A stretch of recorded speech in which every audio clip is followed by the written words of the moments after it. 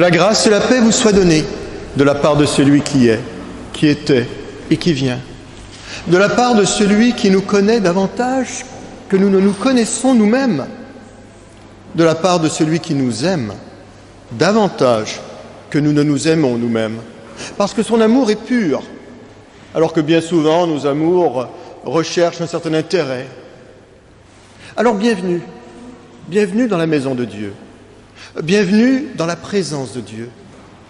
Nous invoquons sa présence, nous désirons le rencontrer, mais nous voulons lui offrir également un peu de notre temps, un peu de nos chants, de nos pensées, de nos idées, un peu de ce que nous sommes, parce que le Seigneur nous aime chacun d'entre nous tels que nous sommes, avec nos forces, nos faiblesses, nos rêves, nos projets, nos ambitions, nos erreurs de parcours, tels que nous sommes, dans sa présence, et nous pouvons le louer et le remercier.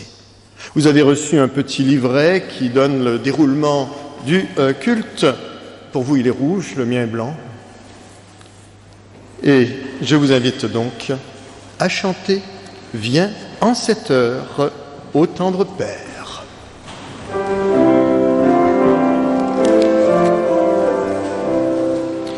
Viens en cette heure, ô tendre Père, te révéler à tes enfants, sans unis dans la prière, élevant nos chants, plie nos cœurs par ta présence, de loin d'amour et d'espérance.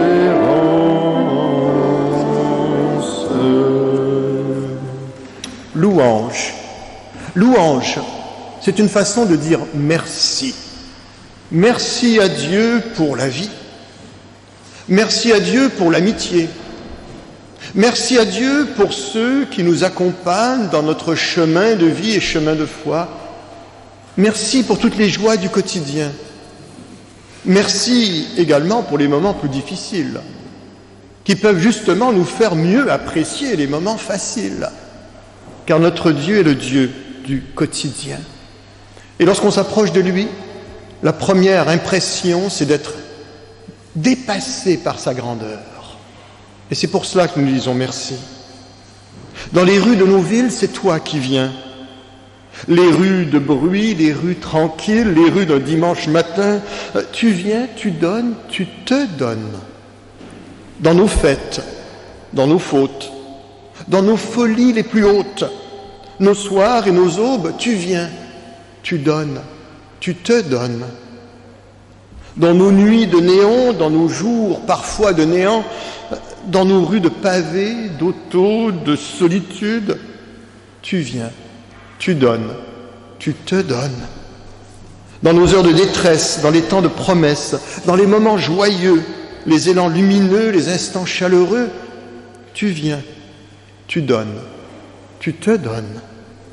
Dans le cœur de nos frères et sœurs, les gestes de tendresse, dans les adieux, les passages, dans les repas de joie, aux tables de partage, tu viens. Encore et encore, tu viens, tu donnes et tu te donnes.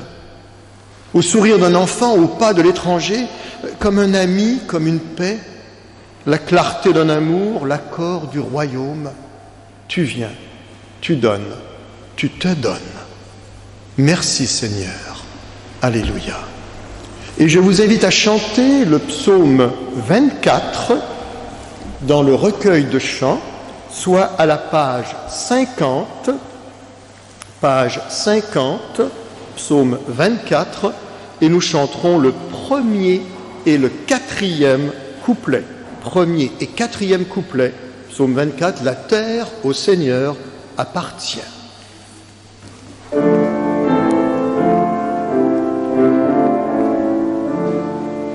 La terre au Seigneur appartient, dans l'univers son bras soutient, tout ce qu'il cloisonne et respire, sur les abîmes du néant.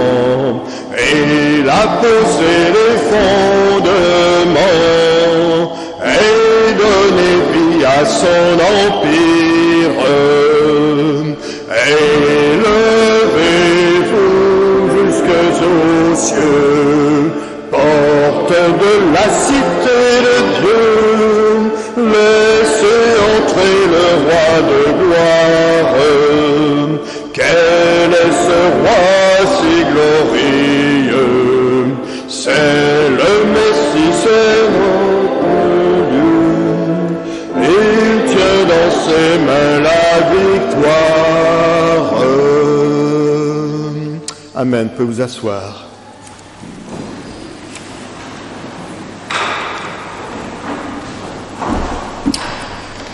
Bonjour à chacun d'entre vous, bonjour également aux quelques visiteurs qui sont ici aujourd'hui avec nous, c'est-à-dire bonjour à moi aussi, voilà, je suis visiteur parmi vous et ça me fait plaisir de pouvoir vous accompagner dans ce culte, en espérant que ceux pour qui ce serait la première fois vous sentiez bien à l'aise dans la maison de Dieu. Nous sommes là pour célébrer Jésus-Christ.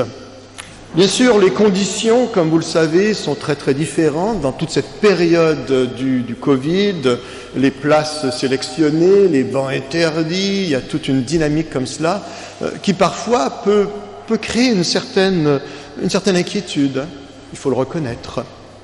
Dans le déroulement du programme, c'est mentionné « attente de Dieu ». Dans certaines églises, ce sera écrit « volonté de Dieu ». Car c'est en fait le petit descriptif qui est là. La volonté de Dieu oriente notre liberté. Il y a bien sûr des textes bibliques qui parlent de cette volonté. Je me permets de citer l'auteur américain Mark Twain qui disait « Ce qui me lance le plus grand défi dans la Bible, ce ne sont pas les choses que je ne comprends pas, ce sont les choses que je comprends très bien. » Parce que voilà, tellement de choses que nous savons. On raconte l'histoire de deux frères qui habitaient chacun d'un côté de la rivière et deux frères qui, pour des raisons obscures, ne pouvaient plus s'entendre, se supporter, se parler. Un jour, un ouvrier itinérant est venu à passer et l'un des frères lui a dit « Attends, j'ai du travail pour toi. Tu vois, au bout de ma terre, ici, en face de la rivière, il y a des briques. Je te demande de fabriquer un mur. Tu vas construire un mur parce que je ne veux plus voir de l'autre côté de la rivière son frère qui habitait là. Je dois m'absenter quelques jours. Je dois aller à la ville voisine, vérifier certains achats pour mes provisions, etc. Et quand je reviendrai, je te paierai pour le travail que tu as accompli. » Alors il s'en alla, et pendant ce temps-là, l'ouvrier travailla. Lorsqu'il est revenu quelques jours plus tard, il s'est rendu au bout de son terrain, et quelle ne fut pas sa surprise de voir qu'au lieu d'avoir construit un mur avec toutes ses briques, l'ouvrier avait construit un pont qui passait par-dessus la rivière. Il appela l'ouvrier, il était fâché. Il se disait en lui-même, mais voyons, qu'est-ce qu'il a fait?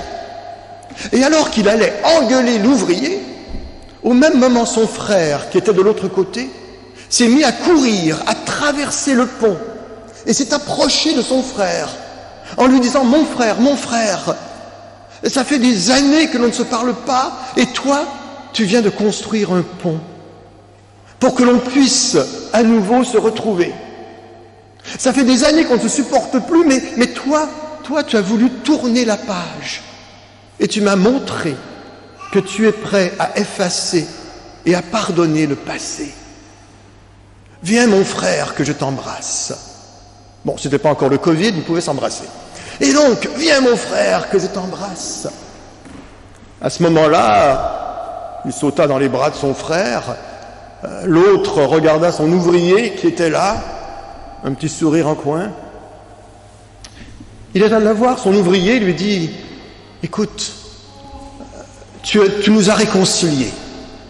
J'aimerais maintenant que tu restes, parce que j'aurais beaucoup d'autres travail à faire. » Mais l'ouvrier de dire « Non, j'ai beaucoup d'autres ponts à construire, là où les hommes veulent ériger des murs. » La volonté de Dieu, nous sommes appelés à construire des ponts.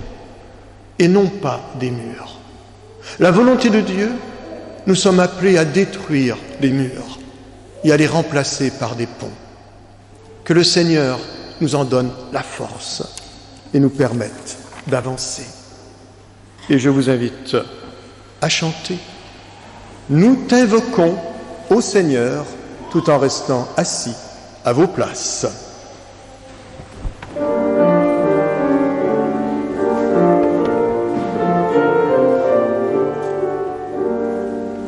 Nous t'invoquons, ô Seigneur, toi qui nous écoutes, vers ton règne et ta splendeur, dirige nos routes, comme passe chaque jour. C'est en sa lumière, mais le feu de ton amour sans fin nous éclaire.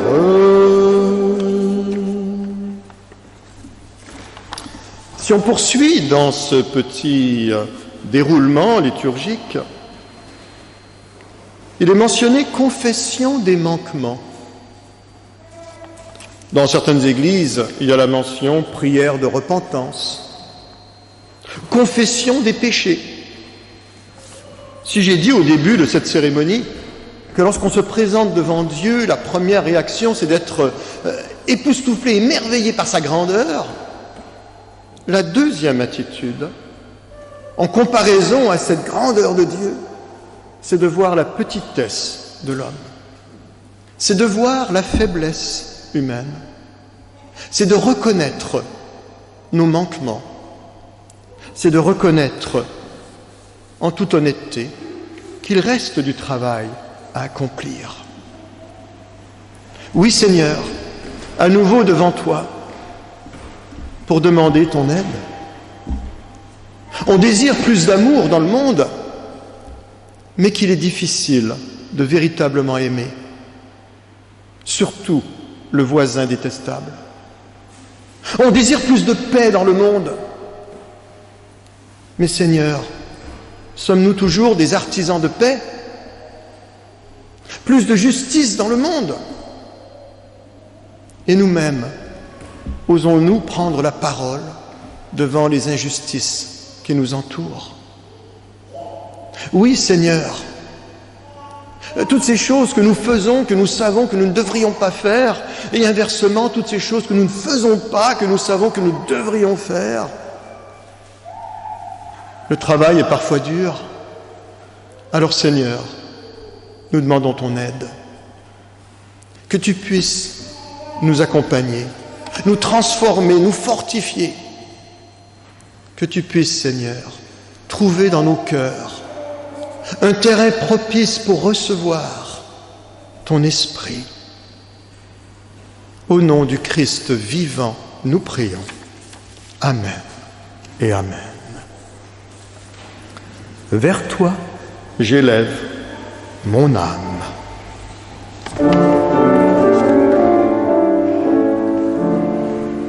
Si devant toi nous ne sommes que fragiles solutions, immense est ton grand pardon, tu voulus sauver les hommes, tu nous donnes à Jésus-Christ, tu donnes le Saint-Esprit, tu changes nos vues anciennes et ainsi nous renouvelles, que pour la vie éternelle tu nous gardes, Dieu fidèle. Et je vous invite à vous lever pour l'annonce du pardon de Dieu, l'annonce de la déclaration de l'amour de Dieu. Car si dans l'Évangile, nous trouvons des paroles qui parfois accusent notre façon de vivre, il y a également dans ces évangiles des paroles qui accueillent, des paroles qui nous assurent que l'accueil est plus fort que l'accusation, que l'amour est plus fort que la mort. Tel est le cœur de l'Évangile. Comme nous le rappelle ce verset de Jean au chapitre 3, « Dieu a tant aimé le monde qu'il a donné son Fils unique, afin que quiconque croit en lui ne périsse point, mais qu'il ait la vie éternelle. » Le quiconque, c'est chacun d'entre nous, dans cette relation personnelle avec le Dieu vivant. Alors, frères et sœurs, je vous l'atteste, le Dieu de Jésus-Christ nous libère de nos manquements pour que nous puissions vivre dans la certitude de son pardon, de sa liberté, dans la certitude de cette vie éternelle, qui n'est pas un avenir un peu flou. La vie éternelle, c'est au présent qu'elle commence. C'est une nouvelle façon de voir l'autre, de voir Dieu et de se voir soi-même. Mon Sauveur, je voudrais être une fleur de tes parvis.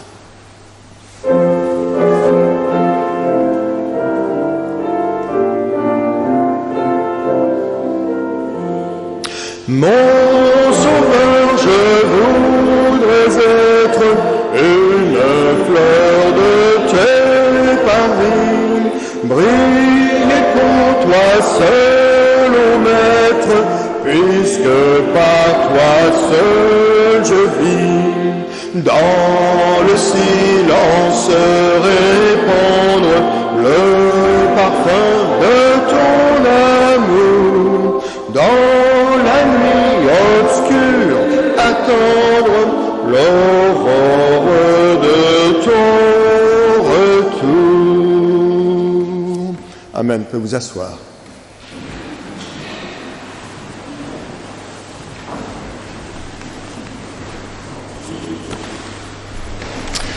Deux textes aujourd'hui, deux textes extraits du lectionnaire, c'est-à-dire des textes communs à l'Église catholique romaine, aux orthodoxes et à un certain nombre de protestants. Bien que nous n'ayons aucune obligation de réfléchir ou de prêcher sur ces textes-là, c'est un choix que j'ai fait de vous présenter ces deux textes. Mais avant d'ouvrir la Bible, que l'on puisse à nouveau prier en disant « Seigneur, que ces paroles ne soient pas seulement de l'encre étalée sur du papier, que ces paroles ne soient pas seulement quelques symboles, que cette parole devienne parole de vie. » Amen. Le premier texte tiré dans l'Évangile de Matthieu, au chapitre 21, les versets 28 à 32. Que vous en semble? Un homme avait 2 fils. Tiens, une autre histoire de fils et de frères. Et s'adressant au premier, il dit : « Mon enfant, va travailler aujourd'hui dans ma vigne. » Il répondit : « Je ne veux pas. » Ensuite, il se repentit, fit pris de remords, et il y alla. S'adressant à l'autre, il dit la même chose. Et ce fils répondit : « Je veux bien, Seigneur. » Mais il n'y alla pas. Lequel des deux a fait la volonté du Père ? Ils répondirent : « Le premier. » Et Jésus leur dit : « Je vous le dis en vérité, les publicains et les prostituées vous devanceront dans le royaume de Dieu. Car Jean est venu à vous dans la voie de la justice, et vous n'avez pas cru en lui. Mais les publicains et les prostituées ont cru en lui. Et vous qui avez vu cela, vous ne vous êtes pas ensuite repentis pour croire en lui. » Il s'adressait à un groupe de pharisiens et de docteurs de la loi. Le deuxième texte, tiré de l'épître de Paul aux Philippiens, le chapitre 2, les versets 1 à 11. Si donc il y a quelque consolation en Christ, s'il y a quelque soulagement dans la charité, s'il y a quelque union d'esprit, s'il y a quelque compassion et quelque miséricorde, rendez ma joie parfaite, ayant un même sentiment, un même amour, une même âme, une même pensée. Ne faites rien par esprit de parti ou par vaine gloire, mais que l'humilité vous fasse regarder les autres comme étant au-dessus de vous-même. Que chacun de vous, au lieu de considérer ses propres intérêts, considère aussi ceux des autres. Ayez en vous les sentiments qui étaient en Jésus-Christ, lequel, existant en forme de Dieu, n'a point regardé comme une proie arrachée d'être égal avec Dieu, mais s'est dépouillé lui-même en prenant une forme de serviteur, en devenant semblable aux hommes. Et après s'être trouvé dans la situation d'un homme, il s'est humilié lui-même, se rendant obéissant jusqu'à la mort, même jusqu'à la mort de la croix. C'est pourquoi aussi Dieu l'a souverainement élevé et lui a donné le nom qui est au-dessus de tout nom, afin qu'au nom de Jésus, tout genou fléchisse dans les cieux, sur la terre et sous la terre, et que toute langue confesse que Jésus-Christ est Seigneur, à la gloire de Dieu le Père. Et que le Seigneur bénisse la lecture de sa parole. Et je vous invite, pour acclamer cette parole, à chanter au numéro 35-20, Dieu qui nous appelle à vivre, soit à la page 493. La page 493, Dieu qui nous appelle à vivre, c'est le numéro 35-20. Numéro 35-20, page 493, Dieu qui nous appelle à vivre, et je vous invite à chanter.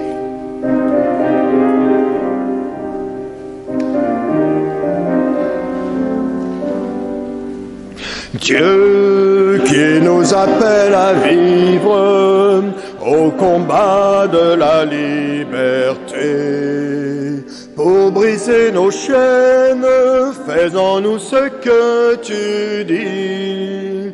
Pour briser nos chaînes, fais jaillir en nous l'esprit. Dieu qui nous apprend à vivre au chemin de la vérité. Pour lever le jour, faisons-nous ce que tu dis. Pour lever le jour, fais jaillir en nous l'esprit. Dieu qui nous invite à suivre le soleil du ressuscité. Pour passer la mort, faisons-nous ce que tu dis. Pour passer la mort, fais jaillir en nous l'esprit. Dieu qui a ouvert le livre où s'écrit notre dignité. Pour tenir debout, faisons-nous ce que tu dis. Pour tenir debout, fais jaillir en nous l'esprit.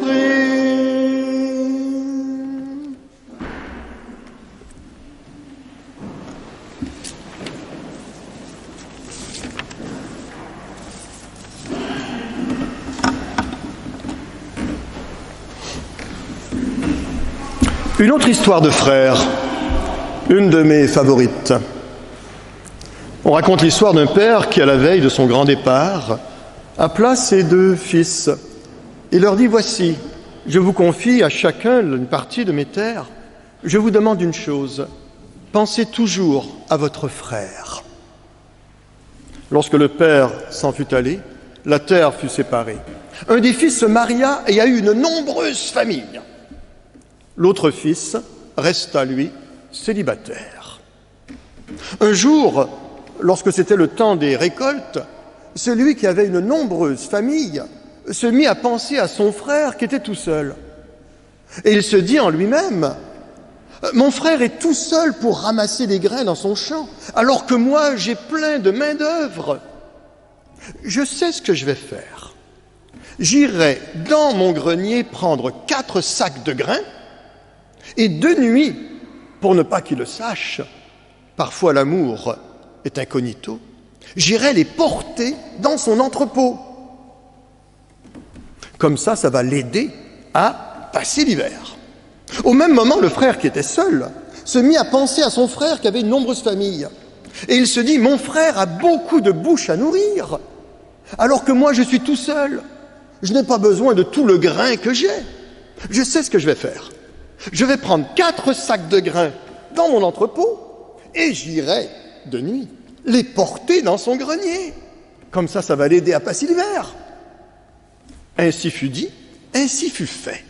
Le lendemain matin, lorsque chacun des frères alla regarder et compter les sacs qui restaient dans leur entrepôt, surprise, joie, allégresse, le même nombre de sacs que la veille. Le petit manège s'est répété à quelques reprises.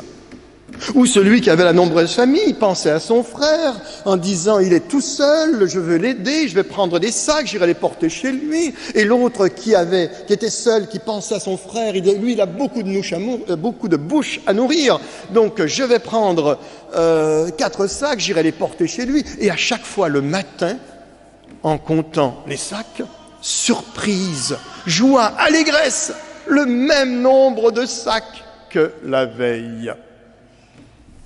Un jour, ou plutôt une nuit, alors que chacun des frères avait les 4 sacs sur leur âne, c'était une nuit de pleine lune, le genre de nuit où on peut marcher sans crainte, où c'est comme presque en plein jour, où tu n'as pas besoin de t'éclairer le long du chemin. Les 2 frères se croisèrent sur la route. Ils s'approchèrent l'un de l'autre, ils se reconnurent, et au même moment, ils ont compris le petit manège qui se passait. Ils ont alors sauté dans les bras l'un de l'autre, ils se sont embrassés et des larmes de joie ont coulé. La légende raconte que là où les larmes ont touché le sol, le temple de Jérusalem a été élevé. Mais je connais une deuxième version de cette histoire. Le père mourut, la terre fut séparée, un a eu une grande famille et l'autre était seul. Au moment des récoltes, celui qui avait une grande famille se mit à penser à lui en se disant « Moi, j'ai beaucoup de bouches à nourrir, alors que mon frère, lui, il est tout seul. Il n'a pas besoin de tout le grain qu'il a. Je sais ce que je ferai. J'irai de nuit dans son entrepôt prendre 4 sacs de grains et je les ramènerai chez moi. Après tout, ce n'est que justice. » Dans son esprit à lui. Au même moment, le frère qui était seul se mit à penser en disant « Attendez, moi je suis tout seul. J'ai personne pour m'aider à ramasser mon grain. Alors que mon frère, lui, il a plein de main-d'œuvre. Ce n'est pas correct. J'irai dans son entrepôt prendre 4 sacs et je les ramènerai chez moi. » Ainsi fut dit, ainsi fut fait. Le lendemain matin, lorsque chacun des frères est allé compter le nombre de sacs qui restaient dans l'entrepôt, surprise, déception, jugement, le même nombre de sacs que la veille. Et le petit manège s'est répété à quelques reprises. Il n'a pas besoin de tout son grain, il est tout seul. Lui, il a plein de main-d'œuvre pour ramasser, alors que moi, je suis tout seul pour ramasser. Et à chaque fois, allant prendre les sacs chez l'autre, le matin, toujours surprise, déception, jugement, le même nombre de sacs que la veille. Une nuit peut-être sans lune, où est-ce qu'il fait tellement noir que même avec une torche, tu as l'impression que la noirceur ne se dissipe pas. Ou peut-être que c'était également une nuit de pleine lune, où toutes choses sont mises en lumière.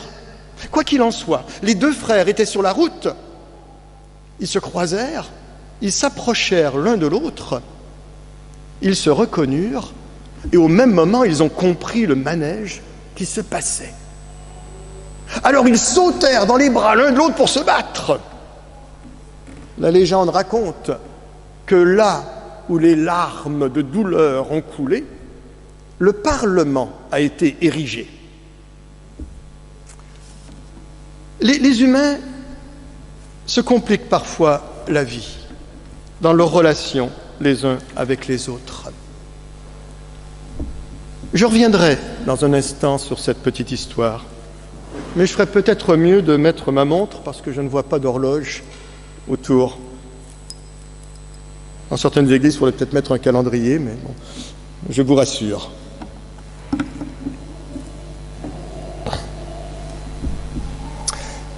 Dans la première histoire que nous avons lue dans la Bible, dans l'évangile de Matthieu, c'est également une histoire de deux fils, de deux frères. Un qui dit « non, je ne veux pas », mais qui finalement va faire ce que les parents, ce que le père ont demandé. L'autre, c'est celui qui dit « oui, oui, oui, d'accord, pas de problème », et qui finalement ne fait pas ce que le père a demandé. On peut se poser la question, est-ce qu'il n'y a que ces deux catégories-là qui existent ? Parce qu'en fait, il faut reconnaître qu'il en manque deux autres. Il manque celui qui dit non et qui ne le fait pas. Et il manque également le fils idéal, dont tous les parents rêvent et espèrent, celui qui dit oui et qui le fait. Lorsque nous avons cette histoire, on peut se poser la question, bien sûr, Jésus veut enseigner quelque chose. Il veut enseigner quelque chose aux gens qui l'entourent. Je mentionnais que le premier public à ce moment-là, mis à part les disciples qui sont là à côté, ce sont des pharisiens et des docteurs de la loi, fiers de leur bagage. Nous sommes les descendants d'Abraham, nous sommes héritiers de la promesse, nous connaissons la loi et les Écritures, nous savons ces choses-là. Et pourtant, Jésus leur fera le reproche. Attendez, vous savez tout ça, mais vous ne le faites pas. Et lorsqu'il arrive en disant « les publicains et les prostituées vont vous devancer », des gens qui étaient considérés comme étant un peu le rebut de la société, mal perçus, pour les publicains travaillant pour l'oppresseur, des gens qui, dans l'esprit des autres, c'étaient des gens qui n'avaient rien. Et pourtant, le texte dit bien, car à deux reprises le mot va être mentionné, ils vont se repentir cela. D'autres traductions diront, ils seront pris de remords. D'autres traductions diront, ils changeront radicalement de direction. Et ceux-là vont avoir accès pleinement à la grâce de Dieu. On peut bien sûr se poser la question, dans quelle catégorie sommes-nous ? Et là-dessus, nous devons reconnaître, moi le premier, comme père, le nombre de promesses que j'ai fait à mes enfants, bien oui, on va y aller, et que finalement j'arrive en disant « Ah ben non, écoute, là, j'ai pas le temps, il y a autre chose à faire. Oui, mais papa, tu m'avais promis. » Écoute, je suis ton père, t'as pas un mot à dire. Bon. Ah là là, Seigneur, pardonne-nous. Le nombre d'engagements peut-être même qu'on a fait envers Dieu. Seigneur, à partir de maintenant, je vais être fidèle à tous les dimanches. Hey, m'écater, oh là là, m'écater. Incroyable. Quand j'arrive au moment de la profession de foi, que ce soit par le baptême à l'âge de 15-16 ans, ou que ce soit par la confirmation, tout ça, ils s'engagent tous. Moi je leur dis, attendez, c'est du sérieux ce que vous faites. Ah oui, monsieur le pasteur, vous pouvez être sûr. Hein. Puis je dis, alors, et la prière là-dedans? Ah, vous allez voir, on va prier régulièrement. Et l'église, là, ah, vous allez nous voir au moins une fois par mois. C'est ce que j'espère. Au moins une fois par mois, on sera là. Et puis, et la Bible. Ah oui, ça sera mon livre de chevet. Et puis, mon œil. Alors, c'est bien beau, hein, mais il y a ce fameux proverbe qui dit, et que vous connaissez certainement, que l'enfer est pavé de bonnes intentions. Bon, là je me défoule sur mes catés. Hein. Là, j'ai un problème, c'est que ça va être en ondes. Hein. Bon, j'espère qu'ils ne vont pas m'écouter. Mais, voilà. Tellement de choses que l'on dit, oui, face à Dieu, face aux autres, face à soi-même, face à son conjoint, et que finalement, on ne tient pas le coup, on ne persévère pas, et quelque part, on doit on doit s'arrêter de dire allez, c'est peut-être au-delà de mes forces, peut-être que j'ai besoin de demander pardon, peut-être que j'ai besoin à nouveau moi-même de me repentir, de prendre au sérieux. L'autre, celui qui dit non, et qui finalement le fait. Celui qui a changé. Parce que c'est ça le point commun entre ces deux frères, entre ces deux fils, le changement. L'un va changer pour le bien et l'autre va changer pour le mal. Notre prière et notre espérance, c'est que les gens puissent continuer à changer pour le bien.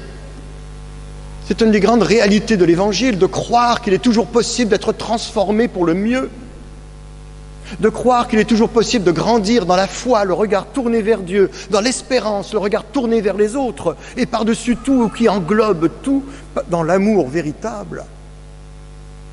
De croire que l'Esprit Saint puisse trouver place dans nos vies pour accomplir son œuvre, parfois malgré ce que nous sommes, malgré nos dérapages, nos erreurs de parcours, malgré nos volte-face, malgré nos marches arrière, de continuer à toujours avancer.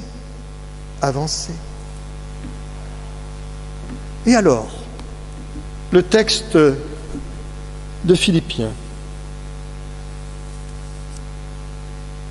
Si donc il y a quelque compassion en Christ, s'il y a quelque soulagement dans l'amour véritable, un amour qui ne cherche pas son intérêt, un amour qui pardonne tout, qui supporte tout, qui croit tout, qui espère tout, s'il y a quelque union d'esprit, s'il y a quelque compassion, quelque miséricorde, rendez ma joie parfaite, ayant un même sentiment, un même amour, une même âme, une même pensée. Cette unité profonde, réelle. L'unité, ce n'est pas l'uniformité. Il faut bien le dire. On n'est pas unis en Christ parce qu'on s'habille tous de la même façon, parce qu'on mange tous les mêmes plats, parce qu'on a tous les mêmes goûts. Non. L'unité, ce n'est pas l'uniformité. L'unité en Christ, ce n'est pas l'unanimité. On n'est pas unis en Christ parce qu'on pense tous de la même façon, parce qu'on a tous les mêmes opinions, qu'on va tous faire les mêmes choix, politiques ou autres. Non. La diversité est source de richesse, autant dans l'apparence que dans les idées. L'unité, ce n'est pas non plus l'unicité, c'est-à-dire une seule façon de louer Dieu, une seule façon de penser à Dieu. Non. L'unité en Christ va au-delà de cela. C'est de reconnaître en l'autre un frère et une sœur en Christ. Au-delà de l'apparence, au-delà des différences et des divergences, de reconnaître en l'autre un frère et une sœur en Christ. Et c'est ça, l'unité en Christ. Ne faites rien par esprit de parti ou par vaine gloire. Quand le père demandait au fils de toujours penser à son frère, c'est pas de penser à lui en premier, c'est de penser à l'autre. Parce qu'une des définitions de l'amour, désirer le plus grand bien pour l'autre et parfois même au détriment de soi. Voilà une de ces définitions de l'amour. Désirer le plus grand bien pour l'autre et parfois même au détriment de soi. Que ce soit dans la relation parent-enfant, dans la relation de couple, dans la relation élève-professeur, voire même patron et employé, cette même réalité. Ne faites rien par esprit de parti ou par vaine gloire, mais que l'humilité vous fasse regarder les autres comme étant au-dessus de vous-même. Comme étant. Ça ne veut pas forcément dire qu'ils le sont. On a tous des aptitudes différentes, on a tous des capacités différentes. L'humilité. Il ne faut pas confondre humilité et humiliation. Les racines sont les mêmes, la réalité est différente. L'humilité, c'est reconnaître pleinement ce que je suis, autant dans mes forces que dans mes faiblesses. On raconte que nous devrions tous avoir un grand manteau avec 2 poches. Dans une poche, ces versets des Écritures qui disent « Je ne suis que de la boue, je suis de la poussière, je suis faiblesse, je suis fragilité. » Paul dira « Je suis un vermisseau. » Mais de l'autre côté, ces versets qui disent « Je suis une magnifique créature, je suis doté d'un potentiel incroyable, je suis appelé à une destinée fantastique. » Avoir ces 2 réalités-là pour nous permettre quelque part de conserver un équilibre. L'humilité, c'est de chercher à garder cet équilibre entre la fierté nécessaire et bonne et belle et l'orgueil dangereux et nocif. Entre l'amour-propre, car il en faut, mais sans tomber dans le piège de chercher à posséder ou dominer les autres.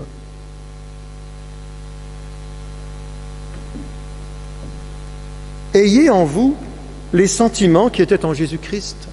C'est notre modèle, c'est notre exemple.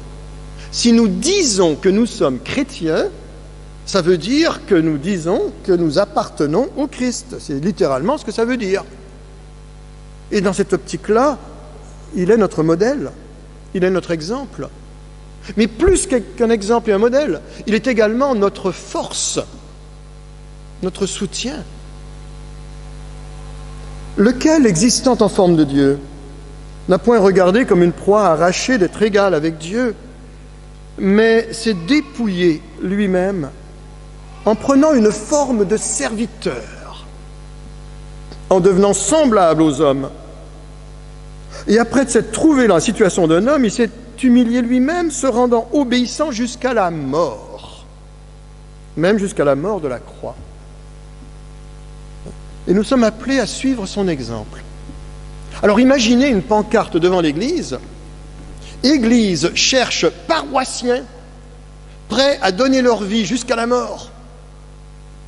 Église cherche paroissiens prêts à être serviteurs des autres. Bon, bien sûr, ça n'attirerait pas un grand public. Mais quelque part, il y a un élément de réalité au travers de ça. Non pas que Dieu ne veut pas notre épanouissement, non pas que Dieu ne veut pas notre bonheur, non pas que Dieu ne veut pas qu'on se réjouisse de la vie, au contraire. Mais nous devons faire attention de ne pas confondre notre épanouissement avec de l'égoïsme, notre bonheur avec de l'orgueil. Nous devons faire attention. Il va s'abaisser, mettre de côté pour un temps toute sa puissance qu'il peut avoir. C'est ce qu'on appelle parfois le Dieu qui se fait faiblesse. J'aime, lorsqu'on arrive au moment de Pâques, l'image de Jésus qui, s'agenouillant aux pieds de ses disciples, va leur laver les pieds. Dans la tradition, je dirais, orthodoxe ou conservatrice de la théologie, et qu'on va dire que Jésus est Dieu, l'image est d'autant plus frappante, voire même choquante. Dieu s'agenouille aux pieds de l'homme pour lui laver les pieds. L'abaissement de la croix. Il y a plusieurs raisons à cela. Non pas des raisons qui s'excluent l'une l'autre, mais qui se complètent l'une l'autre. Il y a toute la notion de l'exemple.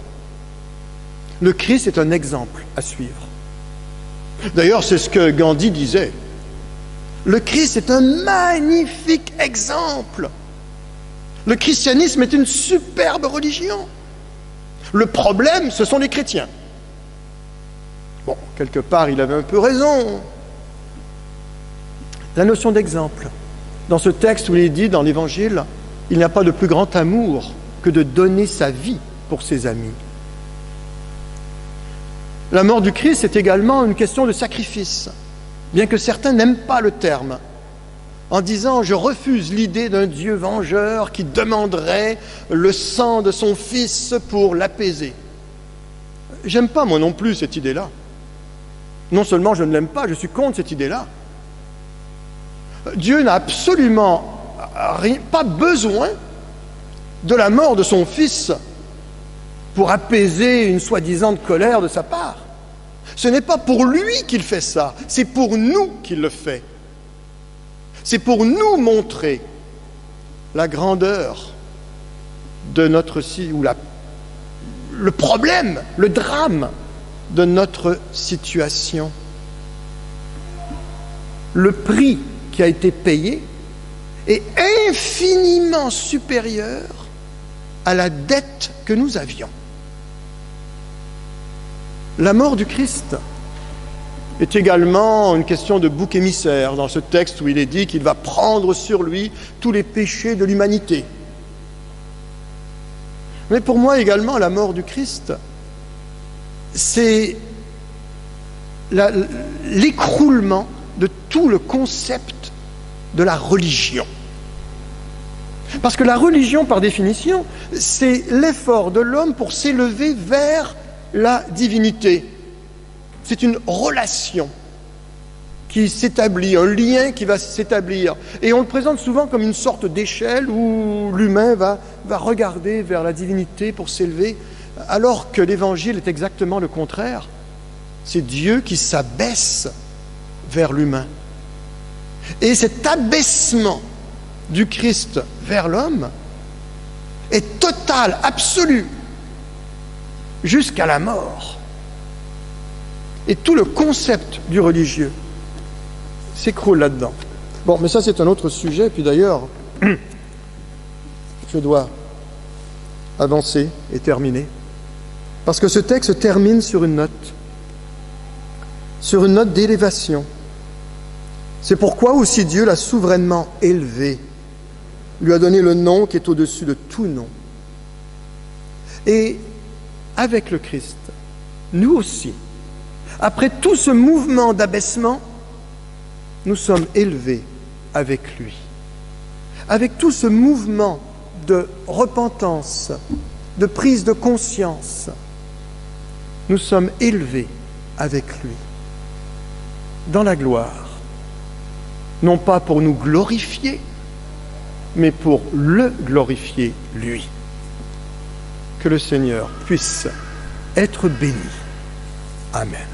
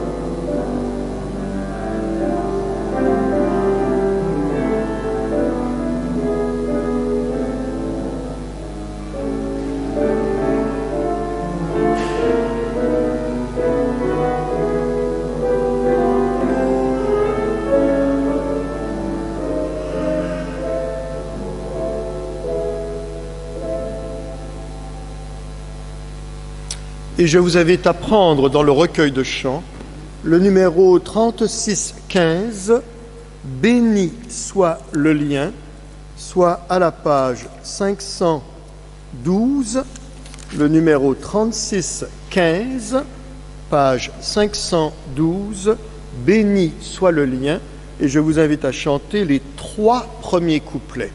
Les 3 premiers couplets, « Béni soit le lien ».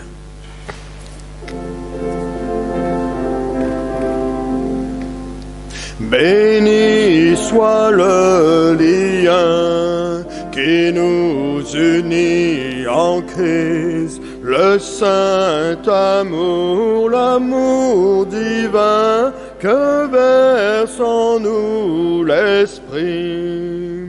Au ciel vers notre Dieu, avec joie et ferveur, s'élèvent nos chants et nos vœux, parfum doux au Seigneur. Nous mettons en commun nos fardeaux, nos labeurs. En Jésus, nous ne sommes qu'un dans la joie et les pleurs. Et comme confession de foi, je vous propose quelques citations avec les premiers témoins de Jésus-Christ. Avec Jean-Baptiste, « Voici l'agneau de Dieu qui ôte le péché du monde ». Avec André, « Nous avons trouvé le Messie ». Avec Nathanaël, « Tu es le Fils de Dieu, tu es le roi d'Israël ». Avec l'apôtre Pierre, « Tu es le Christ, le Fils du Dieu vivant, tu as les paroles de la vie éternelle ». Avec les Samaritains, nous savons que c'est vraiment lui le Sauveur du monde. Avec le centurion au pied de la croix, cet homme était véritablement le Fils de Dieu. Avec Marthe, oui Seigneur, je crois que tu es le Christ, le Fils de Dieu qui devait venir dans le monde. Avec Jean l'évangéliste, il est la lumière véritable qui éclaire tout homme. Avec le père de cet enfant malade, je crois, Seigneur, viens au secours de mon manque de foi. Avec Thomas, mon Seigneur et mon Dieu. Chante, chante, peuple joyeux.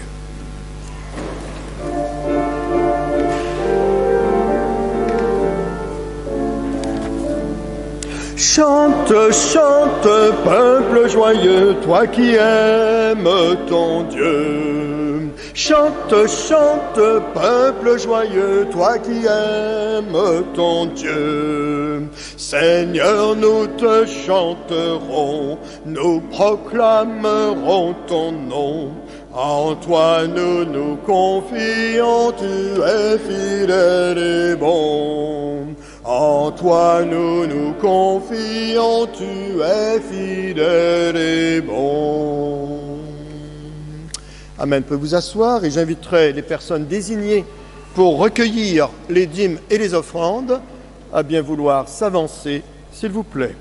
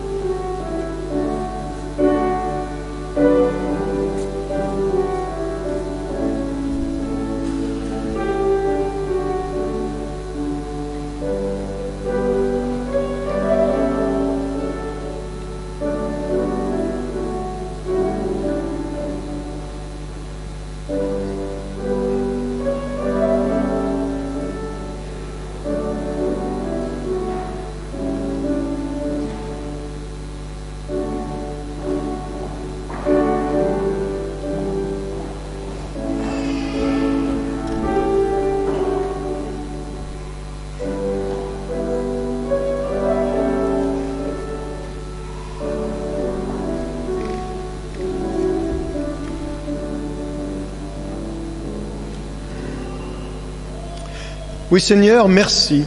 Merci pour cette offrande, merci pour les biens de la terre que tu nous confies pour un certain temps. Donne-nous la sagesse pour bien gérer nos biens. Donne-nous la générosité pour être sensible aux besoins des autres, aux besoins de cette paroisse. Donne également au conseil de cette paroisse le discernement nécessaire pour bien utiliser ces fonds qui sont remis. Amen. Et j'inviterai maintenant pour les annonces. Merci.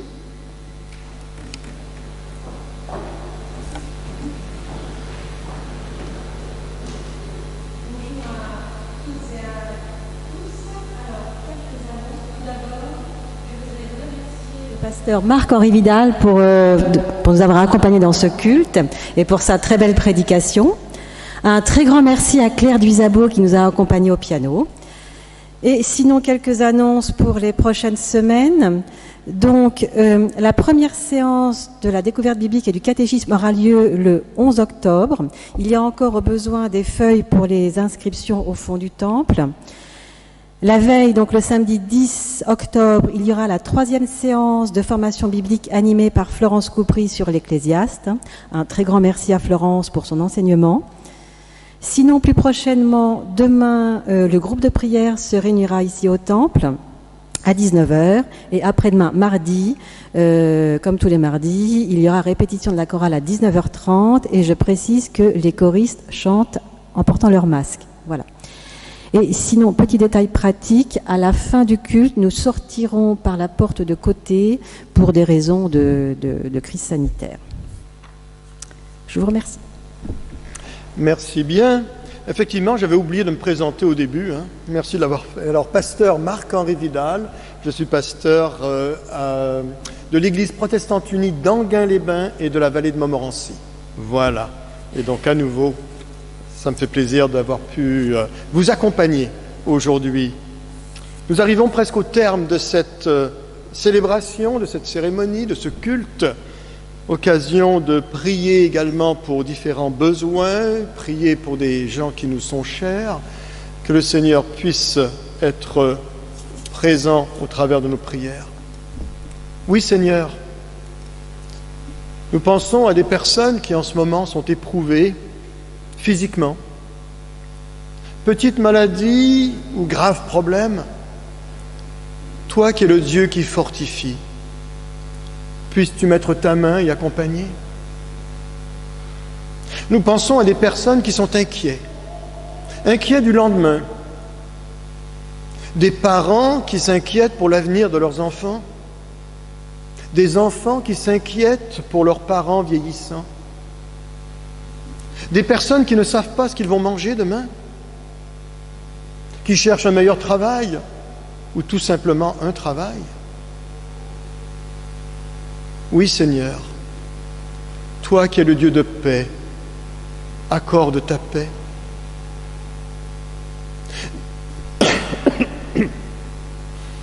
Nous pensons aussi à des gens qui ont besoin de se rapprocher de toi, de simplement reconnaître que tu es là, que tu accompagnes, que tu es Dieu d'amour. Alors, Seigneur, puisses-tu embraser les cœurs. Que sera demain? Que sera demain pour l'enfant qui vient de naître? Des bras se tendront-ils pour l'accueillir? Des mains pour le chérir? Sera-t-il désiré? Que sera demain pour le jeune en quête d'avenir? Verra-t-il devant lui des portes s'ouvrir? Osera-t-il les franchir? Que sera demain pour le mal-aimé, l'opprimé?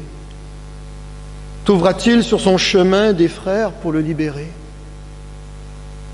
Que sera demain pour l'étranger, pour l'émigré, pour l'exilé? Qui lui offrira un coin où poser le pied, un toit pour s'abriter? Que sera demain pour l'affamé errant de par le monde? Qui lui offrira un coin de table, lui apprendra à cultiver son propre jardin, l'aidera à pétrir son pain? Que sera demain pour les peuples en guerre, embarqués dans la même galère, Où puiseront-ils sagesse et courage pour se reconnaître habitants d'un même village? Que sera demain pour les banlieues de nos cités? Qui en fera des havres de paix, de beauté, de fraternité? Que sera demain pour les chrétiens?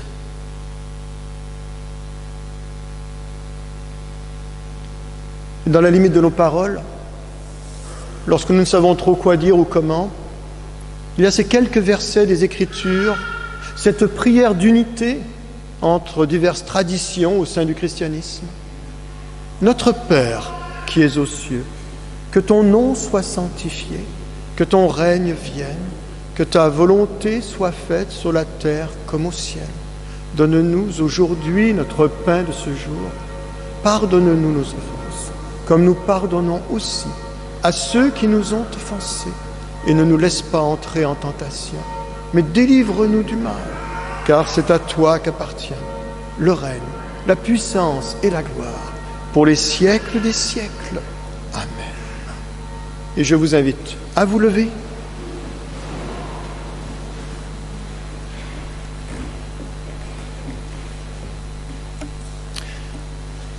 Dieu n'a pas d'autre main que nos mains, pour tendre la main, pour passer un coup de main. Dieu n'a pas d'autres yeux que les nôtres, pour regarder avec bienveillance et faire un clin d'œil à quelqu'un. Dieu n'a pas d'autre bouche que nos bouches, pour prononcer une parole qui fait du bien, une parole qui encourage, qui relève. Dieu n'a pas d'autres oreilles que nos oreilles, pour entendre les cris des gens qui nous entourent ou refuser d'entendre lorsque les choses ne s'y prêtent pas. Dieu n'a pas d'autres pieds que nos pieds pour avancer et agir en son nom. Dieu pourrait très bien se passer de nous, mais il préfère compter sur nous. Et que le Dieu de toute grâce, celui qui est Père, Fils et Saint-Esprit, soit avec chacun d'entre nous. Allons dans la paix du Seigneur, soyons nous-mêmes artisans de paix. Recevons la bénédiction de Dieu, afin qu'en retour, nous soyons nous-mêmes une source de bénédiction pour les autres autour de nous. Amen. Et je vous invite à prendre dans le recueil Magnifique est le Seigneur, c'est le 1403. 1403, Magnifique est le Seigneur, et nous chanterons le 1er et le 8e couplet.